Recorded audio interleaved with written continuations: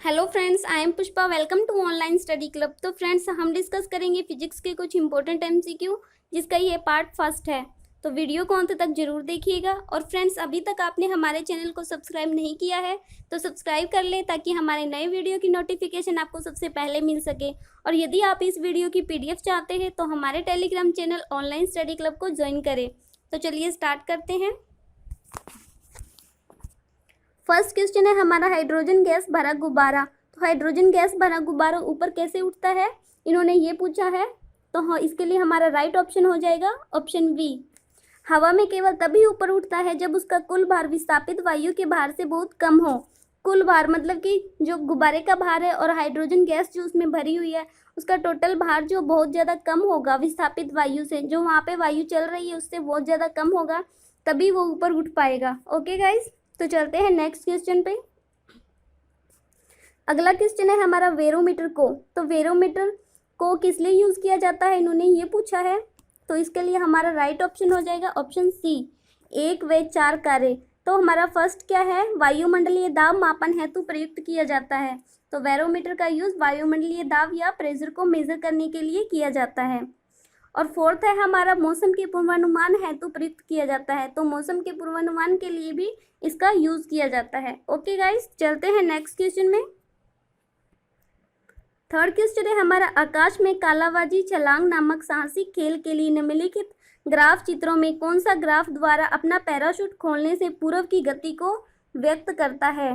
तो इन्होंने क्या पूछा है इसमें, पैराशूट खोलने से पूर्व की गति को। तो पैराशूट खोलने से पूर्व की गति को दर्शाना है। तो इसके लिए हमारा राइट ऑप्शन हो जाएगा ऑप्शन बी, क्योंकि पैराशूट खोलने से पहले की गति होगी जो इसमें, तो इसमें जो वेलोसिटी और ये टाइम जो होगा, वेलोसिटी प्रोपोर्शनल टू टाइम की होगा। वेलोसिटी प्रोपोर्शनल टू टाइम की होगा, क्योंकि इसमें वेरी करती रहेगी, वेग जो होगी इसमें वेरी करती रहेगी, क्योंकि अब पैराशूट खुला नहीं होगा। और पैराशूट खोलने के बाद जो होगा, जो उसकी वेलोसिटी होगी वो कांस्टेंट हो जाएगी। पैराशूट खोलने के बाद मतलब यहाँ से वेलोसिटी कांस्टेंट हो जाएगी। ओके गाइस, तो चलते हैं नेक्स्ट क्वेश्चन में। फोर्थ क्वेश्चन है हमारा, एक्स किरणें वास्तव में। तो इन्होंने ये पूछा है एक्स किरणें वास्तव में क्या होती है। तो इसके लिए हमारा राइट ऑप्शन हो जाएगा ऑप्शन सी, विद्युत चुम्बकीय तरंगे। एक्स किरणें जो होती है विद्युत चुम्बकीय तरंगे होती है। तो चलते हैं नेक्स्ट क्वेश्चन पे। फिफ्थ क्वेश्चन है हमारा, परिदर्शी पेरिस्कोप में होने वाली प्रकाश की परिघटना। तो इन्होंने पेरिस्कोप में होने वाली प्रकाश की परिघटना पूछी है। तो इसके लिए हमारा राइट ऑप्शन हो जाएगा ऑप्शन बी, एक व तीन, मतलब परावर्तन व अपवर्तन। वैसे तो इसमें ओनली परावर्तन होगा, लेकिन हमें ऑप्शन के हिसाब से चलना है। तो हमारा राइट ऑप्शन ऑप्शन बी हो जाएगा, परावर्तन व अपवर्तन, क्योंकि प्रकीर्णन है बहुत ज़्यादा गलत हो जाएगा और विवर्तन भी। ओके, तो जो ज़्यादा पॉसिबिलिटी हमारी होगी परावर्तन और अपवर्तन की, क्योंकि अपवर्तन होगा तो थोड़ा बहुत ही चेंज होगा, लेकिन प्रकीर्णन हो गया तो बहुत ही ज़्यादा चेंज हो जाएगा। ओके गाइस, और ये होता कैसे है, अब परावर्तन इसमें कैसे, परावर्तन कैसे होगा पेरिस्कोप में। तो इसको समझने के लिए हम एक डायग्राम से समझ सकते हैं पेरिस्कोप के। तो ये पेरिस्कोप का डायग्राम है। इसमें प्लेन मिरर लगे होते हैं। इसमें दो प्लेन मिरर लगे होते हैं, एक ये रहा मिरर और ये M2। ये मिरर 1 है और ये मिरर 2 है। और इसके बीच में बिल्कुल पैरेलल में 45 डिग्री का एंगल का फॉर्मेशन होता है। ओके फ्रेंड्स, यहाँ पे 45 डिग्री एंगल फॉर्मेशन होगा, जिसे लाइट जो होगी हमारी बाहर से, जो लाइट प्रकाश आ रही है रंगीन लाइट, वह यहाँ से होती हुई रिफ्लेक्ट होकर 45 डिग्री के एंगल से रिफ्लेक्ट होकर सीधी नीचे आ जाएगी। ओके फ्रेंड्स, और यहाँ पे फिर वापस से 45 डिग्री है, उसके पैरेलल में ही है, सेम वैसा ही। ओके, तो ये वापस से रिफ्लेक्ट हो जाएगी। रिफ्लेक्ट होकर ये जो मिरर लगा हुआ है इस पे इमेज बनेगी उसकी, और यहाँ पे जो ऑब्जर्वर की आइज़ है उसको यहाँ से, मतलब कि जो इमेज होएगी वो दिख जाएगा। ओके गाइस, तो इस तरह से होती है इसकी वर्किंग। तो इसका राइट ऑप्शन हो जाएगा हम ऑप्शन थर्ड, 1 में थर्ड। ओके गाइस, तो चलिए नेक्स्ट क्वेश्चन पे चलते हैं। अगला क्वेश्चन है हमारा, डॉक्टरों द्वारा रोगी व्यक्ति के पेट की आंतरिक परीक्षा हेतु प्रयुक्त अंतर्दर्शी एंडोस्कोप प्रकाश के, तो एंडोस्कोप प्रकाश के मतलब कौन से किस पे निर्भर करता है, इन्होंने ये पूछा है। तो इसके लिए हमारा राइट ऑप्शन हो जाएगा ऑप्शन डी, पूर्ण आंतरिक परावर्तन पर निर्भर है। तो ये पूर्ण आंतरिक परावर्तन पर निर्भर है। अब ये पूर्ण आंतरिक परावर्तन होता क्या है? पूर्ण आंतरिक परावर्तन, तो जब ये जैसे कि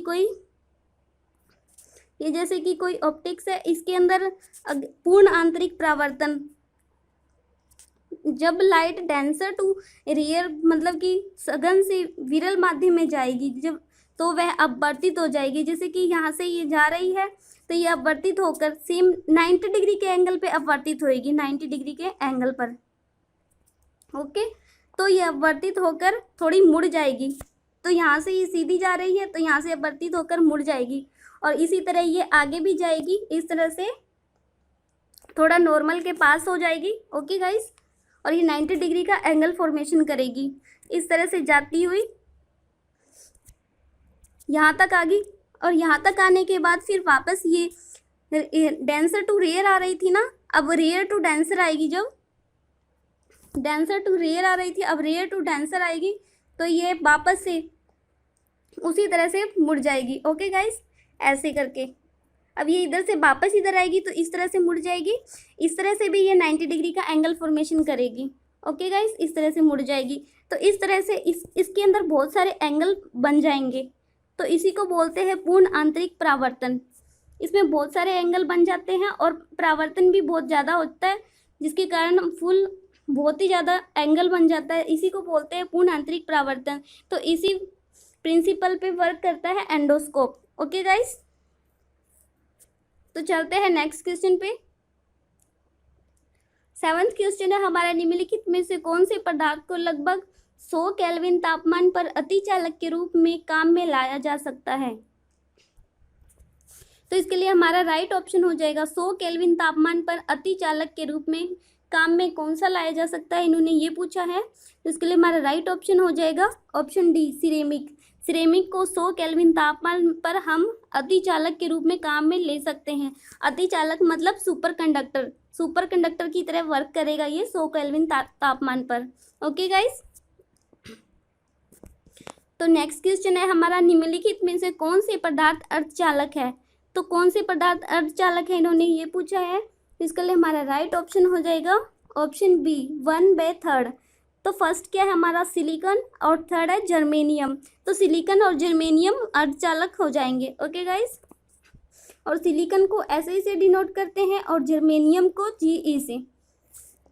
ओके फ्रेंड्स, तो हमारा नेक्स्ट क्वेश्चन है, विद्युत वाल्व में निम्न दाब पर नाइट्रोजन व ऑर्गन गैस की कुछ मात्रा इसलिए भरी जाती है जिससे, तो कुछ मात्रा क्यों भरी जाती है? तो इसका राइट ऑप्शन हो जाएगा ऑप्शन बी, जिससे कि तंतु का वाष्पन न हो जाए। ओके गाइस, तंतु का वाष्पन न हो जाए इसलिए इसमें नाइट्रोजन व ऑर्गन गैस भरी जाती है विद्युत वाल्व में। तो चलते हैं नेक्स्ट क्वेश्चन पे। अगला क्वेश्चन है हमारा, एसी को डीसी में परावर्तन करने की युक्ति कहलाती है।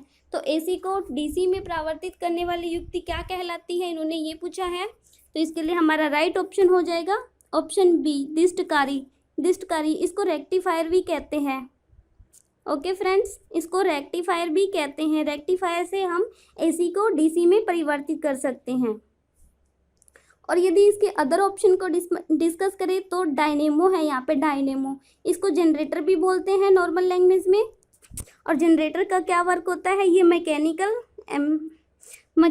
टू इलेक्ट्रिकल एनर्जी कन्वर्जन में यूज़ किया जाता है। मतलब कि यांत्रिक ऊर्जा से विद्युत ऊर्जा में चेंज करने के लिए हम डायनेमो का यूज़ करते हैं। और ये प्रेरण कुंडली, जिसे कि इंडक्टर बोलते हैं। तो इंडक्टर का यूज़ यह एनर्जी को स्टोर करने के लिए की जाती है। ये चुंबकीय क्षेत्र के रूप में एनर्जी को स्टोर करती है। ओके गाइस, और ये ट्रांसफॉर्मर, तो ट्रांसफॉर्मर किस लिए यूज़ किया जाता है, ये वोल्टेज को हाई टू लो या लो टू हाई करने के लिए ट्रांसफॉर्मर का यूज़ किया जाता है। ओके गाइस, तो चलते हैं नेक्स्ट क्वेश्चन पे। 11th क्वेश्चन है हमारा क्रांति व्रत या एक्लिप्टिक शब्द का प्रयोग। तो एक्लिप्टिक शब्द का प्रयोग क्यों किया गया था, किसके लिए किया गया था, इन्होंने ये पूछा है। तो इसके लिए हमारा राइट आंसर हो जाएगा, तो इसके लिए राइट ऑप्शन हो जाएगा हमारा ऑप्शन डी, वर्ष भर के दौरान आकाश में सूर्य के पथ के लिए करते हैं।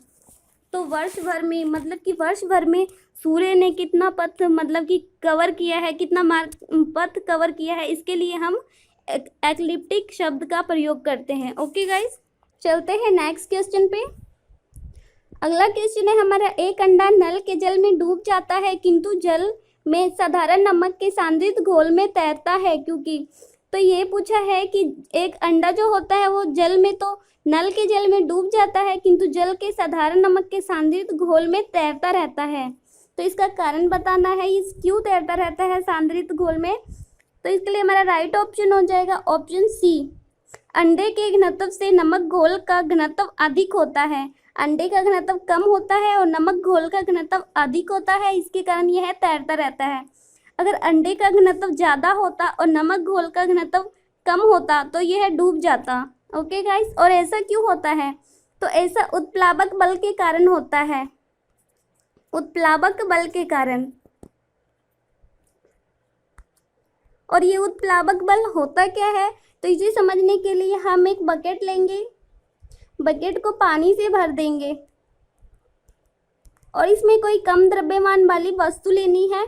तो कम द्रव्यमान वाली वस्तु हम कोई बोतल ले लेंगे, कोई खाली बोतल ले लेंगे और बोतल को इस पानी में डुबाने के लिए जब हम ऊपर से फोर्स अप्लाई करेंगे, पानी में डुबाने के लिए जब फोर्स अप्लाई करेंगे तो ये पानी में डूबेगी नहीं, क्योंकि नीचे से भी एक फोर्स अप्लाई होगा।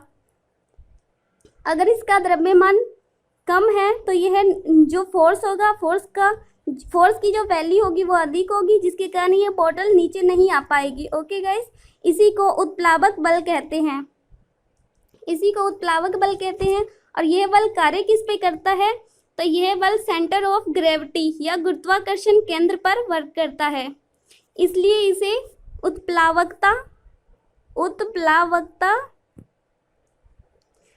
या सेंटर ऑफ बुयंसी भी कहते हैं। इसको इंग्लिश में अपथ्रस्ट या बॉयनेट फोर्स भी कहते हैं। ओके गाइस, तो अगला क्वेश्चन है हमारा, ठंडे क्षेत्रों में जहां ताप 0 डिग्री सेंटीग्रेड से नीचे जा सकता है, किसान अपनी फसल को नुकसान से बचाने के लिए खेतों में पानी भर देते हैं क्योंकि। तो खेतों में पानी क्यों भर देते हैं फसल को नुकसान से पहुंचाने के लिए, तो इसके लिए हमारा राइट ऑप्शन हो जाएगा ऑप्शन बी, जल की विशिष्ट ऊष्माधारिता अधिक होती है। ऊष्माधारिता, विशिष्ट ऊष्माधारिता, इन्होंने ये बोला है कि जल की विशिष्ट ऊष्माधारिता अधिक होती है। तो ये विशिष्ट ऊष्माधारिता क्या होती है, तो अपने 1 यूनिट टेम्परेचर के चेंज करने पर, 1 यूनिट टेम्परेचर के चेंज करने पर इसकी जो ऊष्मा है, ऊष्मा में जितना भी चेंज होगा उसको विशिष्ट ऊष्माधारिता कहते हैं। ओके गाइस, ये हर किसी मैटर का अलग अलग होगा विशिष्ट ऊष्माधारिता, तो इसको विशिष्ट ऊष्माधारिता कहते हैं। तो इसको जल की जो विशिष्ट ऊष्माधारिता होती है बहुत ज़्यादा अधिक होती है, इसलिए ये 0 डिग्री सेंटीग्रेड होने पर भी इसमें ऊष्मा बनी रहेगी और फसलों को नुकसान नहीं होगा। ओके गाइस, तो अगला क्वेश्चन है हमारा, मानव नेत्र का वह भाग जो फोटोग्राफी कैमरा के द्वारक के समान कार्य करता है। तो इसके लिए हमारा राइट ऑप्शन हो जाएगा ऑप्शन सी, तारा या पुतली कहलाता है। जो मानव के जो आँख में, आइज में तारा या जिसको आइरिस बोलते हैं, पुतली जो होती है वो फोटोग्राफी कैमरा के द्वारक के समान कार्य करता है। ओके गाइस, तो अगला क्वेश्चन है हमारा, फोटोग्राफी कैमरे की एफ संख्या। तो फोटोग्राफी कैमरे की एफ संख्या किसको दर्शाती है, इन्होंने ये पूछा है। तो इसके लिए हमारा राइट ऑप्शन हो जाएगा ऑप्शन सी, लेंस की फोकल दूरी व द्वारक के व्यास के अनुपात को दर्शाती है। लेंस की फोकल दूरी और द्वारक के व्यास के अनुपात को दर्शाती है। फोकल डिस्टेंस अपॉन में diameter. Okay guys, focal distance upon में डायमीटर, ये होती है एफ संख्या। ओके गाइस, तो फोटोग्राफी कैमरे में एफ संख्या किसको दर्शाती है? फोकल डिस्टेंस और डायमीटर के व्यास को दर्शाती है। तो चलते हैं नेक्स्ट क्वेश्चन पे। 16th क्वेश्चन है हमारा प्रकाश विद्युत सेल। तो प्रकाश विद्युत सेल ये क्या करती है, कैसे वर्क करती है, ये कौन सी ऊर्जा को किस में चेंज करती है, इन्होंने ये पूछा है। तो इसके लिए हमारा राइट ऑप्शन हो जाएगा ऑप्शन डी, प्रकाश ऊर्जा को विद्युत ऊर्जा में परिवर्तित करती है। तो जैसे कि नाम से ही पता लग रहा है प्रकाश विद्युत, तो ये सबसे पहले प्रकाश ऊर्जा को फिर विद्युत ऊर्जा में चेंज करेगी। ओके गाइस, प्रकाश विद्युत सेल तो प्रकाश ऊर्जा को विद्युत ऊर्जा में चेंज करती है। अगला क्वेश्चन है हमारा, एक B1 क्षैतिज रूप से फेंकी, एक गेंद B1 क्षैतिज रूप से फेंकी जाती है तथा दूसरी गेंद B2 मात्र उतनी ही ऊंचाई से छोड़ी जाती है तथा अनुदैर्ध्य या वर्टिकल गिरे। यह देखा गया कि, तो इसमें ये दोनों गेंदें कैसे गिरेंगी, इन्होंने ये पूछा है। पहले गिरेंगी, बाद में गिरेंगी या साथ में गिरेंगी, इन्होंने ये पूछा है। तो इसके लिए हमारा राइट ऑप्शन हो जाएगा ऑप्शन डी, B1 व B2 दोनों एक साथ भूमि पर पहुंचती है। तो ये दोनों एक साथ ही पहुंचेगी अगर ऊंचाई सेम है, एच सेम है, मतलब कि B1 और B2 दोनों एक सेम ही दूरी से फेंकी जा रही है, सेम ही हाइट से फेंकी जा रही है। तो हमारा जो B1 B2 होगा वो दोनों भूमि पर एक साथ पहुंचेगी, क्योंकि यहाँ पे ग्रेविटी कांस्टेंट होगा। ओके गाइस, ग्रेविटी दोनों के लिए ही कांस्टेंट होगा, इसलिए वो एक साथ ही भूमि पर पहुंचेगी। इसका वेट या मास पर कोई इफेक्ट नहीं पड़ता, इसकी ग्रेविटी सेम होएगी, इसलिए ये दोनों एक साथ भूमि पर गिरेगी। तो इसके लिए हमारा राइट ऑप्शन हो जाएगा ऑप्शन डी। तो चलते हैं नेक्स्ट क्वेश्चन पे। तो अगला क्वेश्चन है हमारा, न्यूटन के गति के तृतीय नियम में कार्यबल व प्रतिकारी बल। तो कार्यबल और प्रतिकारी बल, तो इन्होंने ये पूछा है न्यूटन की तृतीय गति के नियम के अनुसार कार्य और प्रतिकारी बल कैसे होते हैं, मतलब रिएक्शन फोर्स जो होता है वो किस तरह से वर्क करता है। तो इसके लिए हमारा राइट ऑप्शन हो जाएगा ऑप्शन बी, 1 और 4। तो फर्स्ट में क्या है, भिन्न पिंडों पर कार्यरत होते हैं, ये अलग अलग पिंडों पर कार्यरत होते हैं और सदैव बराबर होते हैं। तो न्यूटन की थर्ड लॉ ऑफ मोशन के अनुसार जो ये बल होते हैं, कार्यबल जो होते हैं, वो भिन्न पिंडों पर होते हैं कार्यरत। भिन्न पिंड मतलब अलग अलग पिंड पे कार्यरत होंगे। जो ये कार्यबल होगा और प्रतिकारी बल होगा, ये दोनों ही इसके लिए अलग अलग पिंड होंगे और ये सदैव बराबर होंगे। Every action there is an equal and opposite direction. Okay guys, तो जैसे कि हम एग्जांपल ले सकते हैं कुएं से जल निकालने में।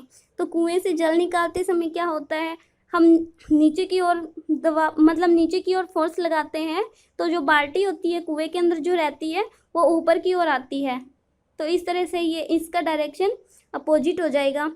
ओके गाइस, और ये सदैव बराबर होते हैं। जितना हम नीचे मतलब कि नीचे की ओर फोर्स लगाएंगे उतनी ही उधर से बाल्टी ऊपर की ओर आएगी, तो इसलिए ये बराबर होंगे। ओके, तो चलते हैं नेक्स्ट क्वेश्चन पे। अगला क्वेश्चन है हमारा, अंतरिक्ष यान के उच्च परिक्रमा कक्ष से निम्न कक्ष में आने पर उसका वेग। तो उच्च कक्ष से निम्न कक्ष में आने पर उसके वेग में क्या परिवर्तन होगा अंतरिक्ष यान के वेग में, ये पूछा है। तो इसके लिए हमारा राइट ऑप्शन हो जाएगा ऑप्शन सी, वेग बढ़ जाता है।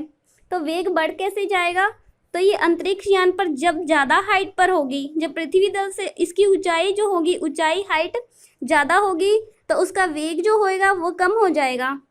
और वेग अगर हाइट जैसे जैसे कम होती जाएगी, तो जो इसका वेग है अंतरिक्ष यान का वेग इंक्रीज होता रहेगा। ओके गाइस, तो अंतरिक्ष यान के उच्च परिक्रमा कक्ष से निम्न कक्ष में आने पर जो वेलोसिटी होगी वो इंक्रीज हो जाएगी, उसका वेग बढ़ जाएगा।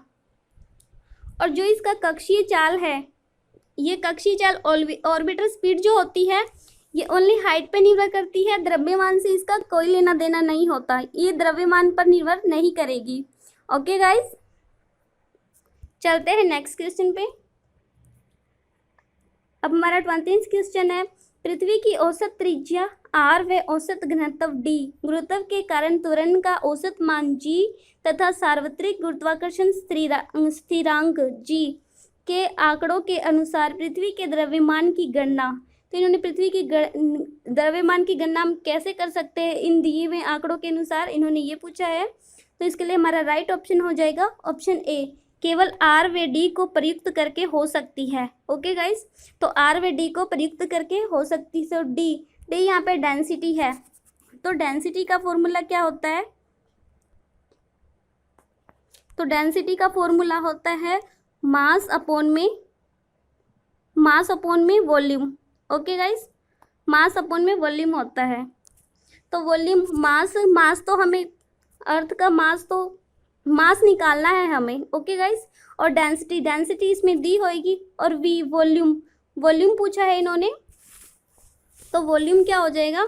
वॉल्यूम तो पृथ्वी का वॉल्यूम कैसा होगा? स्फेरिकल होगा, स्फेरिकल वॉल्यूम होगा, वो गोल होती है पृथ्वी इसलिए। तो इसका वॉल्यूम हो जाएगा 4/3 पाई आर की क्यूब। ओके गाइस, तो ये इसका वॉल्यूम हो जाएगा। तो हम डेंसिटी के फॉर्मूले में अप्लाई करके मास निकाल सकते हैं। तो इसके लिए हमारा राइट ऑप्शन हो जाएगा ऑप्शन ए। ओके फ्रेंड्स, तो आज के लिए इतना ही। Thank you guys. वीडियो अच्छी लगे तो लाइक करें, कमेंट करें एंड सब्सक्राइब करें।